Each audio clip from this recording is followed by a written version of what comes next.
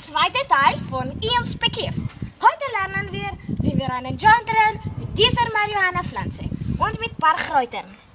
Hier seht ihr Kräuter und hier das. Die schönste Pflanze. Hier kommt Cosima. Oh, wie geht's euch? Uns geht es gut. Wir drehen gerade Joint. Kommt Also. der zweite Teil raus? Ja, wartet. Hier, sind die Shit-Typ. hier, Entschuldigung, nicht Belvita, Blevita Papier. Nehmen so. Dann ein bisschen hier. So. Ein bisschen da. Ein bisschen Kräuter von da.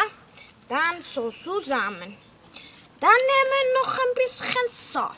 Dann dieses Teil hier unten nehmen, wegreißen, drauf tun, ins Filter sein lassen. Noch ein bisschen mehr rauflegen, dann einmal rüberklappen.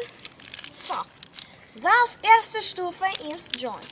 Zweite Stufe rüberklappen. Dritte Stufe drehen einmal, drehen zweimal, drehen dreimal, drehen viermal, drehen fünfmal. Oh, sorry Publikum, Ims was kommt nach 5? 7. Dann drehen 7-mal, dann so. Ims perfectos jointos.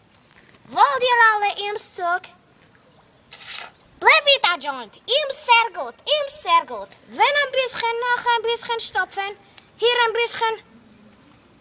Oh, voll aufgeflogen.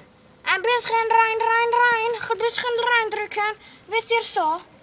Einfach so reindrücken. So. Dann abbrechen. Hinten abbrechen. Und ich darf probieren? Dann hier ins Filter. Probieren eine Runde. Okay. Du rauchen auf falsche Seite. Warum? Du hast mich hier reingesteckt. Das ist Filter. Ja, so. Filter? Ich bin voll drauf. Gib mir auch. Gib Eine her. Zug. Gib her. Hier Ims Perfectos Jointos.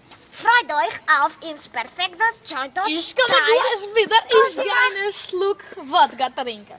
Ade Cosima und wir Ade, sehen Cosima. uns wieder beim dritten Teil von Ims Bekifft. Adios muchachos.